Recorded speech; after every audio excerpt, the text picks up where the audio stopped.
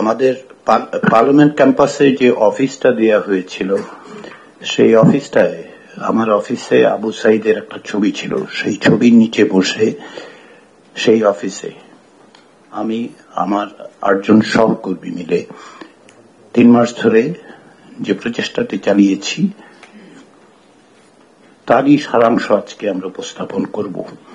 কিন্তু এর পেছনে আছে অন্ততপক্ষে 1 লাখ লোকের মতামত, রাজনৈতিক দলগুলোর অবদান, আছে সিভিল সোসাইটির অবদান, এবং আছেন সমাজের বিভিন্ন অংশের মানুষের মত, সেগুলিকে ধারণ করার চেষ্টা। আমরা সংবিধান সংস্কারের জন্য কতগুলি সুনির্দিষ্ট প্রস্তাব উপস্থাপন করেছি, সুপারিশ হিসেবে উপস্থাপন করেছি। সেক্ষেত্রে আমাদের লক্ষ্য ছিল সুস্পষ্ট: কার্যকর গণতন্ত্র, মৌলিক মানবাধিকার সুনিশ্চিতকরণ এবং জবাবদিহিতা প্রতিষ্ঠা। সেদিক থেকে বিবেচনা করেই আমরা সংবিধানের যে ধারাগুলো, যে বিষয়গুলোর সংস্কার করা দরকার, সেগুলো আমরা বলেছি। তার মধ্যে একটা হচ্ছে, আমরা মনে করি যে 1971 সালের স্বাধীনতা যুদ্ধের মহান আদর্শ এবং 2024 সালের গণ অভ্যুত্থানের যে জন আকাঙ্ক্ষা, তার প্রতিফলন হিসেবে আমরা রাষ্ট্রের 5টি মূলনীতি সুপারিশ করছি। সেগুলি হচ্ছে সাম্য, মানবিক মর্যাদা, সামাজিক সুবিচার, বহুত্ববাদ এবং গণতন্ত্র। আমরা সংবিধান সংশোধনের ক্ষেত্রে গণভোটের পুনরুদ্ধার বা পুনঃপ্রতিষ্ঠার কথা বলেছি। আমরা দ্বিকক্ষ বিশিষ্ট পার্লামেন্ট চালু করার জন্য সুপারিশ করেছি।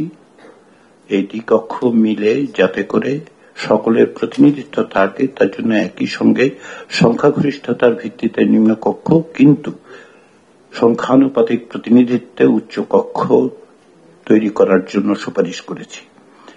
আমরা মনে করেছি যে গত 16 বছর যাবৎ বাংলাদেশ যে একনায়কতান্ত্রিক স্বৈরতন্ত্রের মোকাবেলা করেছে, তার একটা অন্য জিনিস হচ্ছে ক্ষমতার কোনো প্রাতিষ্ঠানিক ভারসাম্য ছিল না।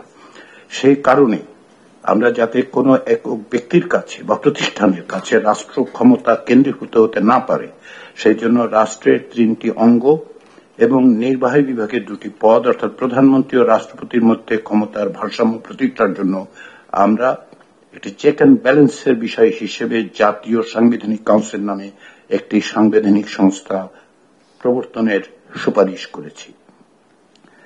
সেখানে থাকবেন রাষ্ট্রপতি, থাকবেন প্রধান বিচারপতি, সংসদের মাধ্যমে যিনি প্রধানমন্ত্রী হিসেবে নির্বাচিত হবেন এবং বিরোধী দলের নেতা বা নেত্রী হিসেবে নির্বাচিত হবেন। 2 কক্ষের স্পিকাররা থাকবেন, ডেপুটি স্পিকাররা থাকবেন, যেহেতু ডেপুটি স্পিকাররা বিরোধী দল থেকে আসবেন, এবং একজন থাকবেন যিনি অন্যান্য দলগুলোর প্রতিনিধিত্ব করবেন।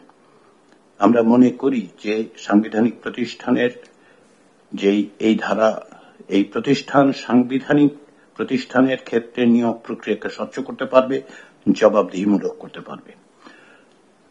এটা প্রায় সুস্পষ্ট যে প্রধানমন্ত্রী পদের একচ্ছত্র ক্ষমতা হ্রাস করা জরুরি, এবং যাতে করে তিনি একক ইচ্ছায় নির্বাচন কমিশন সহ অন্যান্য সাংবিধানিক প্রতিষ্ঠান এবং সশস্ত্র বাহিনীর প্রধানদের নিয়োগ দিতে না পারেন, সেজন্য আমরা এগুলো জাতীয় সাংবিধানিক কাউন্সিলের কাছে অর্পণ করার সুপারিশ করেছি। আমরা মনে করি যে প্রধানমন্ত্রী সংসদে অনাস্থা ভোটের মুখোমুখি হওয়া দরকার, সেই ব্যবস্থা করা দরকার। সে কারণে আমরা 70 অনুচ্ছেদ দ্বারা যাতে করে প্রধানমন্ত্রী কেবলমাত্র সুরক্ষিত না হন, সেই জন্য আমরা তার কিছু সংস্কারের প্রস্তাব করেছি। আমরা মনে করি যে বাংলাদেশকে যেভাবে গণপ্রজাতন্ত্রী বাংলাদেশ বলা হয়, তার মধ্যে আসলে যে প্রজাতন্ত্রের কথা হয় সেটা আমরা দ্বিমত পোষণ করেছি। আমরা বলছি বাংলাদেশ পরিচিত হওয়া উচিত জনগণতান্ত্রিক বাংলাদেশ হিসেবে। আমরা অন্তর্বর্তী সরকারের সুস্পষ্ট কাঠামোর পরামর্শ দিয়েছি, এবং সেক্ষেত্রে আমরা মনে করি যে অন্তর্বর্তী সরকারের প্রধানের উপদেষ্টা বাছাইয়ের দায়িত্বভার কোনো ব্যক্তি বা কোনো একক প্রতিষ্ঠানের উপর থাকা ঠিক নয়। সে কারণে আমরা জাতীয় সাংবিধানিক কাউন্সিলের কাছে এই বাছাই প্রক্রিয়ার অর্পণ করেছি, তার সুপারিশ করেছি। আমরা আশা করছি সেটা সম্ভব হবে।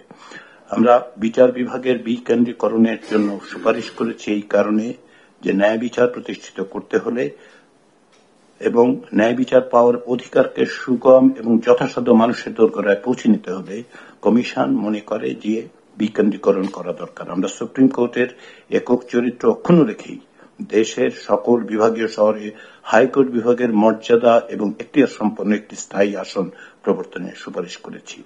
আমরা মনে করি, এবং আমাদের কমিশনই শুধু নয়, আমরা যাদের সাথে অংশীজনদের সাথে কথা বলেছি তারা সকলেই প্রায় যেটা জোর দিয়ে বলেছেন সেটা হচ্ছে শক্তিশালীভাবে স্থানীয় সরকার ব্যবস্থা প্রতিষ্ঠা করা। সেই জন্য আমরা স্থানীয় সরকার কমিশন গঠনের সুপারিশ করেছি। আমরা জেলা ও সিটি কর্পোরেশন পর্যায়ের সমন্বয় কাউন্সিল গঠনের প্রস্তাব করেছি। আমরা মৌলিক অধিকারের আওতা সম্প্রসারণের কথা বলেছি। শুধুমাত্র তাই নয়, আমরা সাংবিধানিকভাবে তার সুরক্ষা এবং তা যেন বলবৎযোগ্য হয় সেটা নিশ্চিত করার জন্য আমরা একটি সমন্বিত একক সনদের কথা বলেছি। আরেকটি গুরুত্বপূর্ণ বিষয় সেটা হচ্ছে রাষ্ট্রপতি নির্বাচনের যে পদ্ধতি তৈরি করা হয়েছে তাতে করে ব্যক্তির ইচ্ছা প্রতিফলিত হয় বলে আমরা আসলে এক ধরনের প্রেসিডেন্টের নির্বাচনের পদ্ধতিতে পরিবর্তন করার পরামর্শ দিয়েছি। এক ধরনের নির্বাচক মণ্ডলীর মধ্য দিয়ে যেন প্রেসিডেন্ট নির্বাচিত হন, আমরা সেই সুপারিশ করেছি। এই সুপারিশগুলোর ভিত্তি হচ্ছে আমরা যে অসংখ্য মানুষের মতামত পেয়েছি। আমি কমিশনের পক্ষ থেকে এটা বলতে পারি যে আমাদের ব্যাপারে যে আস্থা কমিশনের ব্যাপারে প্রকাশ করা হয়েছে তার সবচেয়ে বড় প্রমাণ হচ্ছে যে প্রত্যেক সমাজের প্রত্যেকটি অংশ আমাদের আবেদনে সাড়া দিয়েছেন, এসেছেন, কথা বলেছেন, ওয়েবসাইটের মাধ্যমে কথা বলেছেন। তাদের দোরগোড়ায় যখন আমরা আমাদের জরিপের জন্য গেছে তারা উত্তর দিয়েছেন, তাদের মতামত জানিয়েছেন। একটা ব্যাপক গণঅভ্যুত্থানের মধ্য দিয়ে যে স্বপ্ন, সেই স্বপ্নের ধারাবাহিকতাই আসলে কমিশনের পক্ষ থেকে আমরা এই প্রস্তাবগুলো সুপারিশগুলো রাখছি। আমরা আশা করছি বাংলাদেশের রাজনৈতিক দলগুলো এক ধরনের ঐকমত্যে পৌঁছতে পারবেন। আমি শেষ করার আগে ধন্যবাদ জানাতে চাই যারা আমাদের সাথে কাজ করেছেন। কমিশনের আমি ছাড়া যে 8 জন সদস্য দিবানিশে কাজ করে সামগ্রিকভাবে এই সুপারিশগুলি তৈরি করেছেন। আমাদের কার্যালয়ের যে কর্মকর্তা এবং কর্মচারীরা ছিলেন, পাশাপাশি আমাদের যে 32 জন গবেষক আমাদের সাথে কাজ করেছেন যারা বিনামূল্যে প্রো বনো কাজ করেছেন আমাদের সাথে। যে কোনো সময় যা প্রয়োজন হয়েছে তার জন্য তারা যে কোনো সময় প্রস্তুত ছিলেন। 50,000 মতামতকে সার সংকলন করার মতো দূরহ দায়িত্ব তারা পালন করেছেন। তাদের সকলকে আমি এই সুযোগে ধন্যবাদ জানাতে চাই এবং আমি মনে করি যে এর মধ্য দিয়ে একটা বিশাল জনগোষ্ঠীর মতামত প্রতিফলিত হয়েছে। আমরা আশা করি রাজনৈতিক দলগুলো তারা এই ঐকমত্যের জায়গায় আসতে পারবেন। ধন্যবাদ।